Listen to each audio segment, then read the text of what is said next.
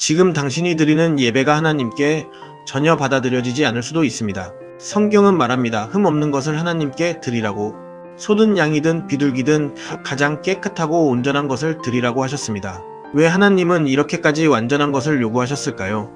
그 이유는 하나님이 완전하시기 때문입니다. 그리고 그 예물은 단순한 제사가 아니라 우리의 마음을 보여주는 것이었습니다. 번제물의 머리에 손을 얹는 순간 그 죄가 그 위로 옮겨졌습니다. 그리고 그 희생은 불에 완전히 태워졌습니다. 남김없이 드려지는 그 모습이 바로 하나님이 원하시는 예배입니다. 하지만 우리는 어떻습니까? 시간이 남을 때 예배하고 마음이 남을 때 기도하고 형식만 남은 신앙으로 하나님 앞에 서고 있지는 않나요? 하나님은 부분이 아니라 전부를 원하십니다. 겉모습이 아니라 중심을 보십니다. 그래서 예배는 시간이 아니라 태도의 문제입니다. 진짜 예배는 나 자신을 드리는 것입니다. 내 계획도 내려놓고 내 고집도 내려놓고 하나님 앞에 온전히 태워지는 것, 그것이 하나님께 향기로운 예배입니다. 지금 당신의 예배는 어떤 모습인가요? 형식만 남아있나요? 아니면 전부를 드리고 있나요?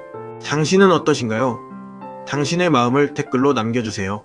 당신이 아무 생각 없이 드리는 작은 헌신이 하나님께는 받아들여지지 않을 수도 있습니다. 성경은 말합니다. 고운 가루에 기름을 붓고 유향을 더해 하나님께 드리라고. 심지어 누룩도 넣지 말고 소금은 반드시 넣으라고 하셨습니다. 왜 하나님은 이렇게까지 세밀하게 요구하셨을까요? 그 이유는 하나님이 우리의 태도를 보시기 때문입니다. 누룩은 변질과 죄를 상징합니다. 조금의 타협도 허용하지 않겠다는 하나님의 기준입니다. 그리고 소금은 변하지 않는 언약을 의미합니다.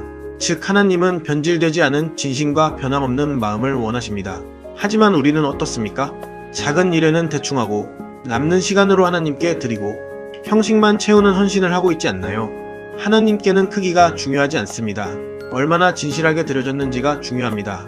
고운 가루처럼 곱게 빻아진 마음, 기름처럼 부드럽게 하나님께 순종하는 태도, 유향처럼 향기롭게 올라가는 진심, 그것이 하나님께 향기로운 예물입니다. 하나님은 오늘도 우리의 중심을 보십니다. 당신의 작은 행동 하나에도 마음이 담겨 있는지 보고 계십니다. 지금 당신의 헌신은 어떤 모습인가요? 형식인가요? 아니면 진심인가요? 당신은 어떠신가요? 당신의 마음을 댓글로 남겨주세요. 지금 하나님과의 관계가 이미 멀어졌다는 사실을 느끼지 못하고 있을 수도 있습니다. 성경은 화목제를 통해 하나님과의 관계 회복을 말합니다.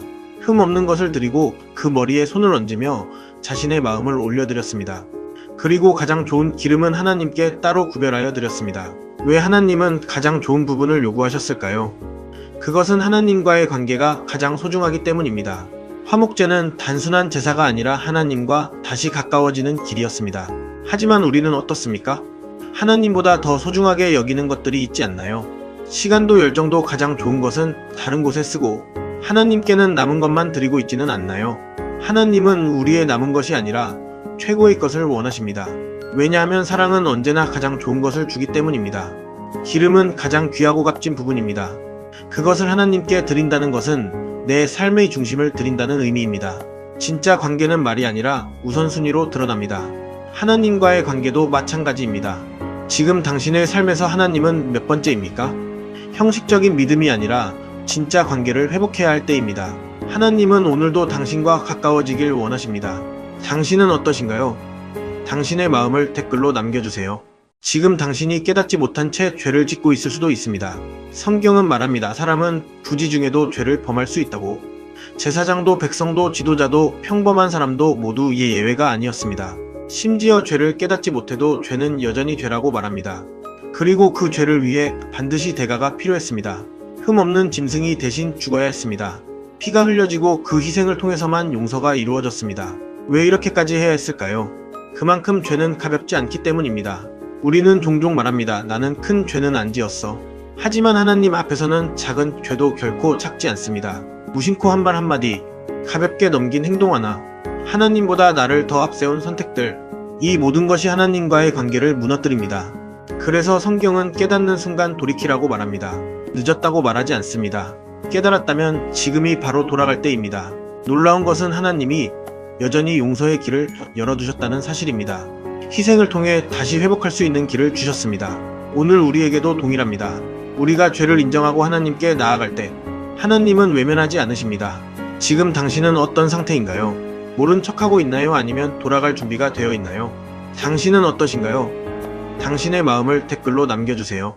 지금 당신이 아무 말도 하지 않은 그 침묵이 하나님 앞에서는 죄일 수 있습니다. 성경은 말합니다. 알고도 말하지 않으면 그것이 죄라고. 보았으면서도 침묵하고 알면서도 외면하는 순간 그 책임은 결국 나에게 돌아옵니다. 또 무심코 한 말과 가볍게 한 맹세조차도 하나님은 그냥 넘기지 않으십니다. 우리는 흔히 이렇게 생각합니다. 일부러 그런 게 아니니까 괜찮겠지.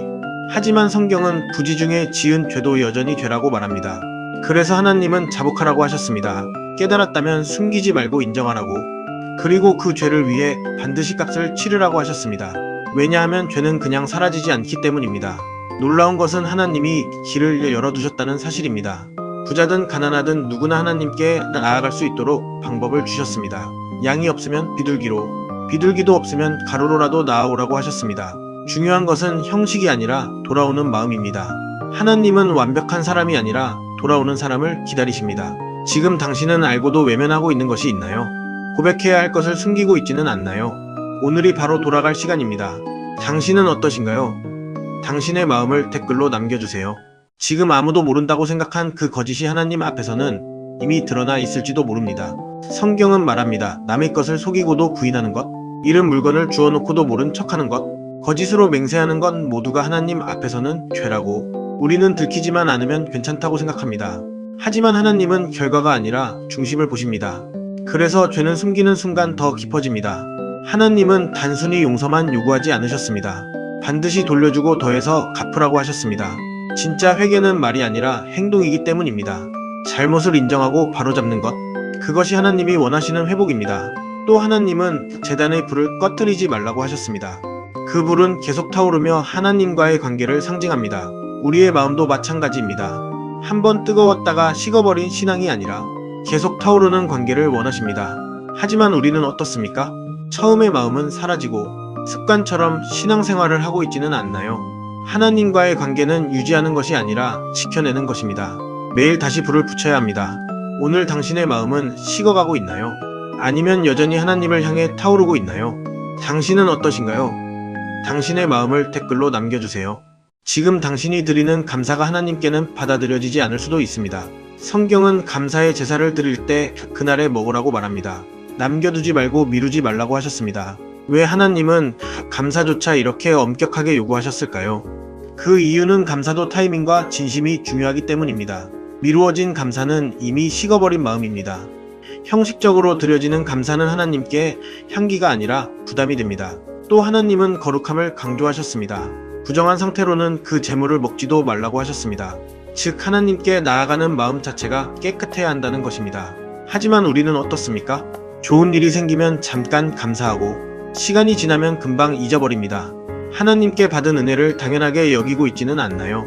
진짜 감사는 순간의 감정이 아니라 삶의 태도입니다. 그리고 하나님은 우리가 직접 드리기를 원하십니다. 남이 대신하는 신앙이 아니라 내 손으로 드리는 진짜 관계를 원하십니다. 지금 당신의 감사는 살아있습니까? 아니면 이미 식어버렸습니까? 오늘 하나님께 진심으로 감사해보세요. 그 순간 당신의 삶이 달라지기 시작합니다. 당신은 어떠신가요? 당신의 마음을 댓글로 남겨주세요. 지금 당신은 하나님을 믿는다고 말하지만 여전히 구별되지 않은 삶을 살고 있을 수도 있습니다. 성경에서 하나님은 아론과 그의 아들들을 따로 세우시고 철저히 구별하셨습니다. 물로 씻기고 옷을 입히고 기름을 부어 거룩하게 하셨습니다. 심지어 귀와 손과 발에 피를 발라 하나님께 속한 존재로 만드셨습니다. 왜 이렇게까지 하셨을까요? 그 이유는 하나님께 쓰임받는 삶은 절대 평범하게 살 수 없기 때문입니다. 귀는 하나님의 말씀을 듣기 위해, 손은 하나님의 일을 하기 위해, 발은 하나님이 가라고 하신 길을 가기 위해 구별되었습니다. 하지만 우리는 어떻습니까? 하나님의 말씀은 선택적으로 듣고 내가 원하는 일만 하고 편한 길만 선택하며 살고 있지는 않나요? 하나님은 단순히 믿는 사람을 원하지 않으십니다. 구별된 사람을 원하십니다. 거룩은 특별한 사람이 되는 것이 아니라 하나님께 속한 삶을 사는 것입니다. 또 하나님은 하루가 아니라 7일 동안 그들을 머물게 하셨습니다. 즉 거룩함은 순간이 아니라 지속이어야 합니다. 잠깐의 열정이 아니라 계속되는 순종이어야 합니다. 지금 당신의 삶은 하나님께 구별되어 있습니까? 아니면 여전히 세상과 섞여 있습니까? 당신은 어떠신가요? 당신의 마음을 댓글로 남겨주세요. 지금까지 신앙생활을 하면서도 하나님의 진짜 영광을 한 번도 경험하지 못했을 수도 있습니다. 성경은 말합니다. 모든 준비가 끝난 후에야 하나님이 나타나셨다고. 속죄제와 번제와 화목제를 정확히 드리고 하나님의 명령을 그대로 따랐을 때, 그때 비로소 하나님의 영광이 나타났습니다. 그리고 하늘에서 불이 내려와 제물을 태웠습니다. 그 순간 백성들은 소리 지르며 엎드릴 수밖에 없었습니다. 왜 이런 일이 일어났을까요? 순종이 있었기 때문입니다. 부분적인 순종이 아니라 완전한 순종. 내 생각이 아니라 하나님의 방법대로 행한 순종. 그때 하나님은 자신의 영광을 드러내셨습니다. 하지만 우리는 어떻습니까? 내 방식대로 믿고 내 기준으로 순종하고 편한 부분만 선택하며 살고 있지는 않나요? 그래서 하나님의 임재를 경험하지 못하는 것입니다. 하나님의 영광은 아무 때나 나타나지 않습니다. 순종 위에 임합니다. 오늘 당신의 삶을 돌아보세요.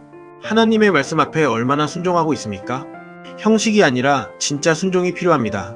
그때 당신의 삶에도 하나님이 나타나십니다. 당신은 어떠신가요? 당신의 마음을 댓글로 남겨주세요. 지금 당신이 드리는 예배가 하나님을 기쁘시게 하는 것이 아니라 오히려 위험한 불이 될 수도 있습니다. 성경에서 아론의 아들 나답과 아비후는 하나님이 명하지 않은 불로 이 예배했습니다. 겉보기에는 같은 제사였지만 하나님은 그것을 받지 않으셨습니다. 결국 그들은 그 자리에서 생명을 잃었습니다. 왜 이렇게까지 엄중했을까요? 하나님은 거룩하신 분이기 때문입니다. 그리고 하나님께 나아가는 방식은 내가 정하는 것이 아니라 하나님이 정하십니다. 우리는 종종 이렇게 생각합니다. 마음만 있으면 괜찮겠지. 하지만 성경은 말합니다. 방식도 중요하다고. 하나님을 향한 예배는 내 감정이 아니라 하나님의 기준 위에 있어야 합니다. 또 하나님은 분별하라고 하셨습니다. 거룩한 것과 속된 것을 구별하라고, 정결한 것과 부정한 것을 구별하라고. 하지만 우리는 점점 기준이 흐려지고 있지 않나요? 편한 대로 믿고 내 기준대로 예배하며 하나님보다 나를 중심에 두고 있지는 않나요? 하나님은 오늘도 동일하게 말씀하십니다. 나는 거룩하다. 그러므로 나에게 나아오는 자도 거룩해야 한다. 지금 당신의 예배는 하나님께 합당합니까? 아니면 나만 만족하는 예배입니까? 당신은 어떠신가요? 당신의 마음을 댓글로 남겨주세요. 지금 당신이 아무 생각 없이 하는 선택들이 당신의 삶을 점점 더럽히고 있을 수도 있습니다. 성경은 먹을 것과 먹지 말아야 할 것을 분명하게 구별하라고 말합니다. 왜 하나님은 이렇게까지 세세하게 나누셨을까요? 그 이유는 단순히 음식의 문제가 아니라 삶의 기준이기 때문입니다. 하나님은 말씀하십니다. 나는 거룩하니 너희도 거룩하라. 즉 하나님의 백성은 아무거나 선택하며 살 수 없다는 것입니다. 무엇을 받아들이고 무엇을 거절할지 분별해야 합니다. 하지만 우리는 어떻습니까? 눈에 보이는 것 아무거나 받아들이고 귀에 들리는 것 아무거나 듣고 마음이 원하는 대로 선택하며 살고 있지는 않나요? 작은 선택들이 쌓여 우리의 삶을 만듭니다. 그리고 그 선택이 결국 우리를 거룩하게도 더럽게도 만듭니다. 하나님은 지금도 우리에게 묻고 계십니다. 너는 무엇을 선택하며 살고 있느냐고. 거룩함은 특별한 행동이 아니라 매일의 선택입니다. 하나님을 따르는 삶은 기준이 있는 삶입니다. 오늘 당신의 선택은 하나님을 향하고 있습니까? 아니면 세상을 향하고 있습니까? 당신은 어떠신가요? 당신의 마음을 댓글로 남겨주세요. 지금 당신은 쉬지 못한 채 계속 달리다가 점점 무너지고 있을지도 모릅니다. 성경은 여인이 아이를 낳은 후 일정한 시간을 두고 회복하라고 말합니다. 바로 하나님 앞에 나아가는 것도 기다리라고 하셨습니다. 왜 하나님은 멈추게 하셨을까요? 그 이유는 회복 없이 거룩함도 없기 때문입니다. 우리도 마찬가지입니다. 상처를 안고도 괜찮은 척 살아가고 지친 마음을 무시한 채 계속 앞으로만 가고 있지는 않나요? 하지만 하나님은 우리에게 시간을 주십니다. 멈추고 돌아보고 회복하라고. 그리고 다시 하나님 앞에 나아오라고. 놀라운 것은 누구에게나 길이 열려 있다는 것입니다. 형편이 되면 어린 양을, 그렇지 않으면 비둘기를 드리게 하셨습니다. 즉 하나님은 완벽함이 아니라 돌아오는 마음을 보십니다. 지금 당신에게도 회복의 시간이 필요합니다. 억지로 버티지 말고 하나님 앞에 내려놓으세요. 그곳에서 다시 시작할 힘을 얻을 수 있습니다. 당신은 어떠신가요? 당신의 마음을 댓글로 남겨주세요. 지금 당신이 대수롭지 않게 넘기고 있는 작은 문제가 결국 당신의 삶 전체를 무너뜨릴 수도 있습니다. 성경에서는 피부에 생긴 작은 점 하나도 그냥 지나가지 않았습니다. 제사장은 그것을 자세히 보고 기다리고 다시 확인하며 철저히 판단했습니다. 왜 이렇게까지 했을까요? 작은 병이 퍼지면 결국 온 몸을 덮기 때문입니다. 죄와 문제도 똑같습니다. 처음에는 작은 생각 하나로 시작됩니다. 괜찮겠지 하고 넘긴 습관 하나, 아무도 모르니까 괜찮다고 여긴 행동 하나. 하지만 그것이 점점 퍼지면서 결국 삶 전체를 무너뜨립니다. 그래서 하나님은 방치하지 말라고 하십니다. 즉시 드러내고 점검하고 끊어내라고 하십니다. 심지어 감염된 것은 과감히 버리라고까지 말씀하셨습니다. 우리 삶에서도 마찬가지입니다. 잘못된 관계, 잘못된 습관, 잘못된 생각, 그것을 그대로 두면 결국 더 크게 번집니다. 회복은 작은 것에서 시작됩니다. 지금 당신 안에 방치하고 있는 것은 무엇입니까? 지금 바로 점검해야 할 시간입니다. 당신은 어떠신가요? 당신의 마음을 댓글로 남겨주세요. 지금 당신의 삶 안에 이미 문제가 번지고 있는데도 그냥 괜찮다고 넘기고 있을지도 모릅니다. 성경에서는 병이 나은 후에도 그냥 끝나지 않았습니다. 정결하게 되는 과정이 따로 필요했습니다. 새를 잡고 피를 뿌리고 몸을 씻고 모든 것을 다시 정리해야 했습니다. 왜 이렇게까지 철저했을까요? 겉으로 나았다고 해서 완전히 회복된 것이 아니기 때문입니다. 우리의 삶도 똑같습니다. 문제가 지나간 것처럼 보여도 그 흔적과 습관은 그대로 남아있을 수 있습니다. 그래서 하나님은 회복 이후의 삶까지 다루십니다. 심지어 집에 문제가 생기면 벽을 긁어내고 그래도 해결되지 않으면 집 자체를 무너뜨리라고 하셨습니다. 그만큼 죄와 문제는 철저히 다뤄야 한다는 것입니다. 하지만 우리는 어떻습니까? 겉으로 괜찮아지면 그냥 넘어가고 근본적인 변화 없이 다시 같은 삶으로 돌아가고 있지는 않나요? 진짜 회복은 겉이 아니라 속까지 바뀌는 것입니다. 필요하다면 과감히 끊어내야 합니다. 익숙했던 환경도 내려놓아야 할 때가 있습니다. 그래야 다시 무너지지 않습니다. 지금 당신의 삶에는 정리해야 할 것이 무엇입니까? 완전히 내려놓지 못한 것이 남아있지는 않나요? 당신은 어떠신가요? 당신의 마음을 댓글로 남겨주세요. 지금 당신의 상태가 당신만의 문제가 아니라 주변 사람들까지 영향을 주고 있을지도 모릅니다. 성경은 한 사람의 부정함이 주변까지 퍼진다고 말합니다. 그가 앉은 자리도, 그가 만진 것들도, 그와 접촉한 사람까지 영향을 받았습니다. 왜 이렇게까지 강조했을까요? 죄와 상태는 혼자만의 문제가 아니기 때문입니다. 우리는 종종 이렇게 생각합니다. 나만 괜찮으면 된다고. 하지만 우리의 말과 행동, 우리의 습관과 선택은 반드시 주변에 퍼집니다. 부정함도 전염됩니다. 불평도 전염되고 거짓도 전염되고 무너진 삶도 전염됩니다. 그래서 하나님은 깨끗함을 유지하라고 하셨습니다. 그리고 회복의 과정을 반드시 거치게 하셨습니다.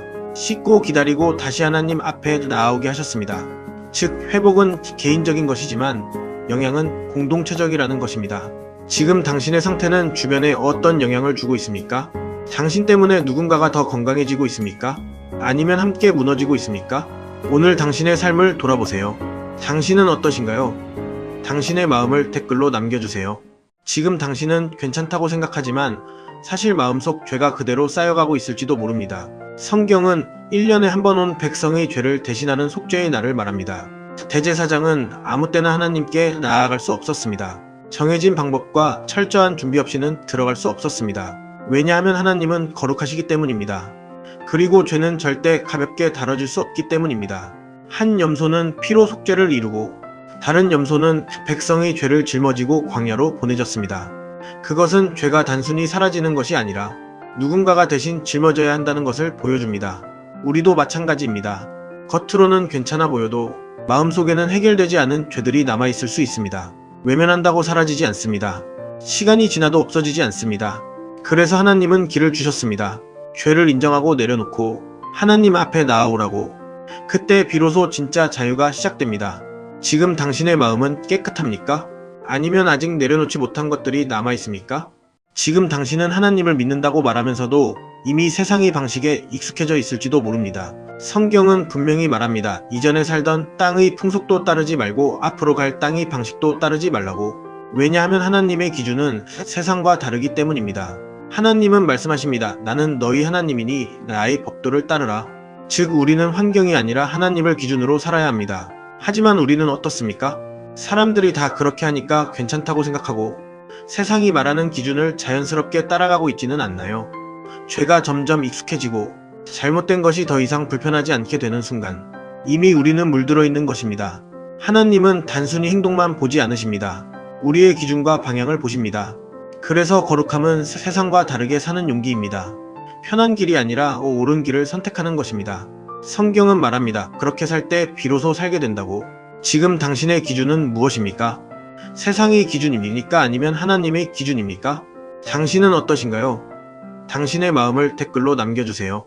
지금 당신은 하나님을 믿는다고 말하면서도 이미 세상의 방식에 익숙해져 있을지도 모릅니다. 성경은 분명히 말합니다. 이전에 살던 땅의 풍속도 따르지 말고 앞으로 갈 땅의 방식도 따르지 말라고. 왜냐하면 하나님의 기준은 세상과 다르기 때문입니다. 하나님은 말씀하십니다. 나는 너희 하나님이니 나의 법도를 따르라. 즉 우리는 환경이 아니라 하나님을 기준으로 살아야 합니다. 하지만 우리는 어떻습니까? 사람들이 다 그렇게 하니까 괜찮다고 생각하고 세상이 말하는 기준을 자연스럽게 따라가고 있지는 않나요? 죄가 점점 익숙해지고 잘못된 것이 더 이상 불편하지 않게 되는 순간 이미 우리는 물들어 있는 것입니다.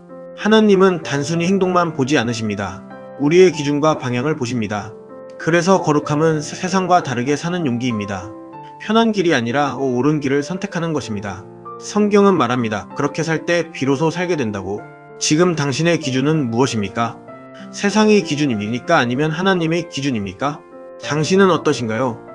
당신의 마음을 댓글로 남겨주세요.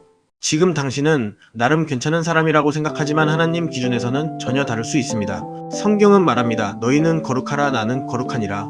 그리고 그 거룩함은 단순한 종교가 아니라 삶 전체였습니다. 부모를 공경하고 거짓말하지 말고 이웃을 속이지 말고 약자를 괴롭히지 말고 심지어 미워하는 마음조차 품지 말라고 하셨습니다. 왜 이렇게까지 요구하셨을까요? 거룩함은 교회 안이 아니라 일상에서 드러나기 때문입니다. 우리는 종종 예배만 잘 드리면 된다고 생각합니다. 하지만 하나님은 우리의 말과 행동, 돈을 쓰는 방식, 사람을 대하는 태도까지 모두 보십니다. 특히 성경은 말합니다. 이웃을 내 몸과 같이 사랑하라고. 이것이 하나님이 원하시는 삶의 핵심입니다. 하지만 우리는 어떻습니까? 겉으로는 괜찮아 보이지만 속으로는 미워하고 비교하고 판단하고 있지는 않나요? 진짜 거룩함은 티내는 것이 아니라 살아내는 것입니다. 작은 선택 하나, 작은 말 한마디, 그 모든 것이 하나님 앞에 드러납니다. 오늘 당신의 삶은 하나님 기준에 맞습니까? 아니면 나만 괜찮다고 착각하며 살고 있습니까? 당신은 어떠신가요? 당신의 마음을 댓글로 남겨주세요. 지금 당신이 하고 있는 선택들이 결국 당신 자신을 무너뜨리고 있을지도 모릅니다. 성경은 반복해서 말합니다. 그 피가 자기에게로 돌아간다고. 즉 모든 선택의 결과는 결국 자신에게 돌아온다는 것입니다. 하나님은 왜 이렇게 강하게 말씀하셨을까요? 죄는 절대 가볍게 끝나지 않기 때문입니다. 숨겨도 사라지지 않고 시간이 지나도 없어지지 않습니다. 결국 삶을 망가뜨리고 관계를 무너뜨립니다. 그래서 하나님은 분명한 기준을 주셨습니다. 선을 넘지 말라고, 구별되어 살라고, 거룩하게 살라고. 하지만 우리는 어떻습니까? 한 번쯤은 괜찮겠지, 이 정도는 괜찮겠지 하며 기준을 조금씩 무너뜨리고 있지는 않나요? 문제는 그 작은 타협이 결국 큰 무너짐으로 이어진다는 것입니다. 하나님은 우리를 억압하려는 것이 아니라 지키기 위해 경고하시는 것입니다. 우리를 망가뜨리는 길에서 돌이키게 하시려는 것입니다. 오늘 당신의 선택을 돌아보세요. 지금 가고 있는 길이 정말 괜찮습니까? 아니면 이미 위험한 방향으로 가고 있습니까? 당신은 어떠신가요? 당신의 마음을 댓글로 남겨주세요. 지금 당신의 삶이 하나님을 믿는다고 말하면서도 오히려 하나님을 욕되게 하고 있을지도 모릅니다. 성경에서 제사장은 누구보다 거룩하게 살아야 했습니다. 왜냐하면 그들의 삶이 하나님을 드러내는 통로였기 때문입니다. 말뿐이 아니라 삶 전체가 기준이었습니다. 머리 모양 하나, 관계 하나, 행동 하나까지도 모두 하나님을 향하고 있어야 했습니다. 왜 이렇게까지 철저했을까요? 그 이유는 하나님을 믿는 사람의 삶은 하나님을 보여주기 때문입니다. 우리가 어떻게 사느냐에 따라 사람들이 하나님을 판단합니다. 하지만 우리는 어떻습니까? 입으로는 하나님을 말하면서 삶으로는 전혀 다른 모습을 보이고 있지는 않나요? 작은 타협, 작은 거짓, 작은 무너짐들이 쌓이면서 결국 하나님을 가볍게 보이게 만들 수 있습니다. 하나님은 완벽함을 요구하시는 것이 아니라 일관된 삶을 원하십니다. 보여지는 모습과 실제 모습이 같은 삶, 그것이 거룩함입니다. 오늘 당신의 삶은 하나님을 드러내고 있습니까? 아니면 가리고 있습니까? 당신은 어떠신가요? 당신의 마음을 댓글로 남겨주세요. 지금 당신이 드리는 이 예배가 하나님을 기쁘시게 하는 것이 아니라 오히려 모욕이 되고 있을 수도 있습니다. 성경은 말합니다. 흠 있는 것은 하나님께 드리지 말라고. 눈먼 것, 상한 것, 병든 것, 그 어떤 부족한 것도 하나님께는 받아들여지지 않는다고 하셨습니다. 왜 이렇게까지 말씀하셨을까요? 하나님은 우리의 남은 것이 아니라 최선을 원하시기 때문입니다. 하지만 우리는 어떻습니까? 시간이 남으면 예배하고, 힘이 남으면 기도하고, 마음이 남으면 하나님을 찾고 있지는 않나요? 하나님께 가장 좋은 것이 아니라 남은 것을 드리고 있지는 않나요? 그래서 하나님은 말씀하십니다. 내 이름을 욕되게 하지 말라고. 형식적인 신앙은 하나님을 높이는 것이 아니라 오히려 가볍게 만듭니다. 진짜 예배는 완전함이 아니라 진심이지만 그 진심은 반드시 최선으로 드러납니다. 하나님은 오늘도 우리를 거룩하게 하시는 분입니다. 하지만 우리는 선택해야 합니다. 대충 드릴 것인가? 온전히 드릴 것인가? 지금 당신의 예배는 어떤 모습입니까? 당신은 어떠신가요? 당신의 마음을 댓글로 남겨주세요. 지금 당신은 너무 바쁘게 살면서 가장 중요한 것을 놓치고 있을지도 모릅니다. 성경은 반복해서 말합니다. 반드시 멈추라고. 일주일에 하루는 쉬라고. 그리고 절기를 지키며 하나님을 기억하라고. 왜 하나님은 이렇게까지 강조하셨을까요? 사람은 바쁘면 하나님을 잊기 때문입니다. 성경의 절기들은 단순한 행사가 아니었습니다. 하나님이 행하신 일을 기억하고 감사하고 다시 마음을 하나님께 돌리는 시간이었습니다. 하지만 우리는 어떻습니까? 쉬는 날에도 바쁘고 성공과 일에 쫓기며 하나님을 뒤로 미루고 있지는 않나요? 그래서 하나님은 멈춤을 명령하십니다. 멈추지 않으면 무너지기 때문입니다. 기억하지 않으면 방향을 잃기 때문입니다. 진짜 삶은 계속 달리는 것이 아니라 멈추고 하나님을 바라보는 데서 시작됩니다. 오늘 당신은 멈출 수 있습니까? 하나님을 기억할 시간을 만들고 있습니까? 지금 당신의 삶은 어디를 향해 가고 있습니까? 당신은 어떠신가요? 당신의 마음을 댓글로 남겨주세요. 지금 아무 생각 없이 내뱉은 말이 당신의 삶을 완전히 바꿔버릴 수도 있습니다. 성경에서는 하나님의 이름을 가볍게 여긴 한 사람이 있었습니다. 그는 말로 하나님을 모욕했고 그 결과는 너무나도 무거웠습니다. 왜 하나님은 말 한마디를 이렇게 엄중하게 보셨을까요? 말은 단순한 소리가 아니라 마음의 표현이기 때문입니다. 우리가 무엇을 말하느냐는 우리가 무엇을 믿고 있는지를 보여줍니다. 그래서 하나님은 자신의 이름을 가볍게 여기지 말라고 하셨습니다. 또 성경은 말합니다. 눈은 눈으로 이는 이로 갚으라고. 이것은 복수가 아니라 책임을 의미합니다. 우리가 한 행동과 말에는 반드시 결과가 따른다는 것입니다. 하지만 우리는 어떻습니까? 말을 쉽게 하고 상처를 쉽게 주고 가볍게 넘기며 살고 있지는 않나요?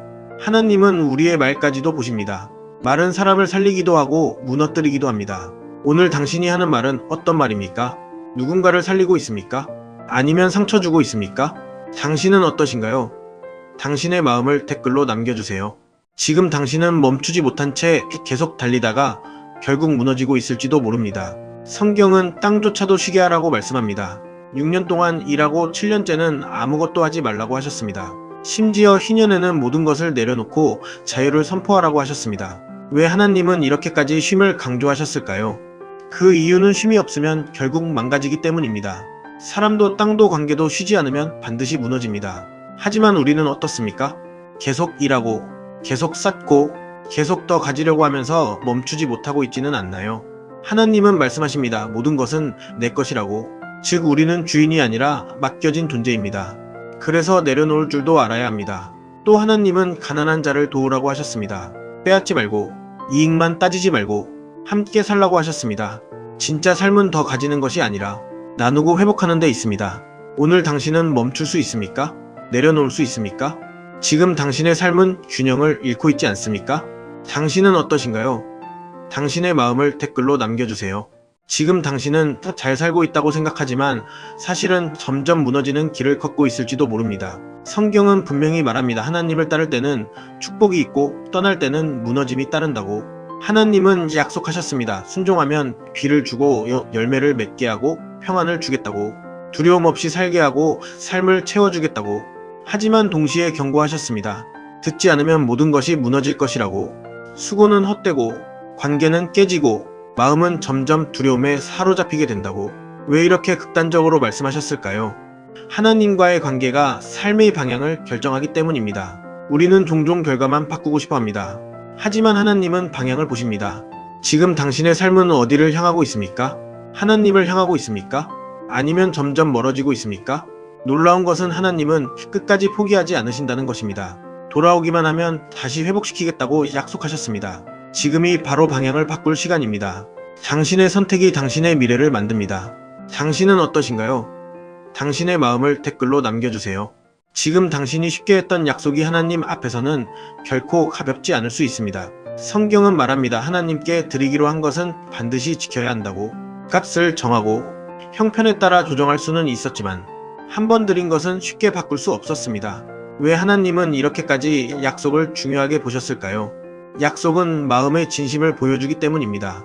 우리는 종종 하나님께 말합니다. 이 문제 해결해 주시면 더 잘 살게요. 기도할게요.